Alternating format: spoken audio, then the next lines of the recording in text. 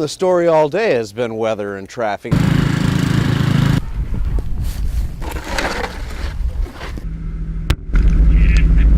It is so bitterly cold out here. This is nothing. I love it. Getting a little sick of hoisting the shovel.